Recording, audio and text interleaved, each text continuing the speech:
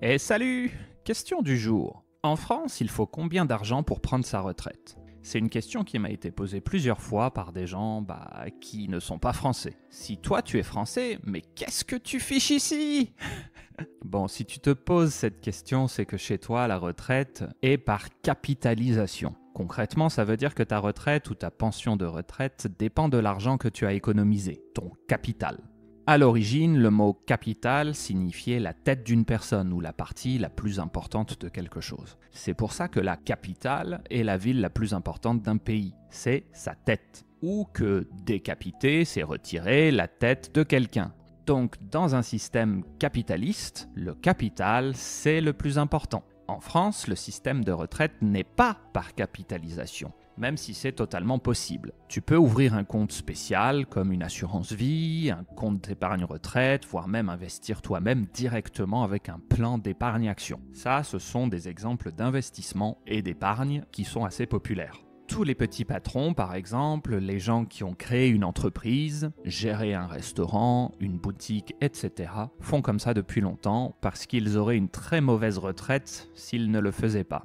Mais comment ça se passe pour les autres? Il y a un système de retraite par répartition. Répartir, ça veut dire partager ou distribuer. Mettre de l'argent en commun, puis en donner une partie à certains. Ça ferait peut-être hurler les Américains, mais en gros, les gens qui travaillent paient des taxes, puis l'argent de ces taxes est utilisé pour donner une retraite aux personnes plus âgées. Bien sûr, ce n'est pas sans condition. Il faut avoir travaillé 43 ans dans sa vie pour avoir le droit à une retraite qu'on appelle complète. Et puis, tu ne peux pas l'avoir avant d'arriver à l'âge légal, qui est de 64 ans aujourd'hui. J'aimerais moi-même savoir ce qu'est une retraite complète, mais le calcul est un peu obscur. Par contre, j'ai trouvé la pension de retraite moyenne, nette, en France qui est de 1 420 €, donc un peu plus que le salaire minimum actuel. On ne peut pas dire que ce soit très élevé.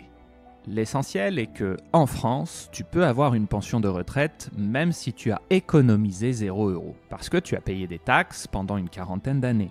Ça, c'est différent de pas mal d'autres pays. Tu as respecté les règles pour l'avoir, tu as contribué quand c'était ton tour, tu as mérité ta retraite, voilà. Ces dernières années, il y a une crise politique qui vient de là. Quand le gouvernement allonge la durée de travail pour les gens concernés, c'est comme changer les règles du jeu au dernier moment et dire « Désolé, en fait, tu n'as pas encore gagné ». Les gens pensent qu'ils l'ont mérité avec le nombre d'années qui leur était demandé, ou que ça n'a pas de sens de leur dire de continuer à travailler quand des jeunes ont du mal à trouver du travail. De l'autre côté, le gouvernement voit qu'on paye 30% de ses retraites avec de la dette, donc forcément, c'est devenu le sujet de société principal ces derniers temps. Le système par répartition a très bien marché pendant longtemps, et les Français y sont très attachés. Tu sais, on est un peuple qui aime la sécurité et le collectivisme d'une certaine manière. Quand tu parles d'investir de l'argent en bourse à un Français, lui, il entend jouer au casino, et mon argent peut disparaître du jour au lendemain. Quand tu dis chacun notre tour, on paye pour les personnes âgées, ils trouvent que c'est sécurisé et ça leur plaît. Pourquoi il marche moins bien maintenant? Ce n'est pas très compliqué, c'est un peu comme partout, la démographie. Après la guerre, il y a eu ce qu'on appelle le baby boom, une période pendant laquelle on a eu beaucoup d'enfants. Cette génération, celle de nos parents, part de plus en plus à la retraite. Et comme on est dans un pays qui s'est désindustrialisé, il y a aussi moins de travail.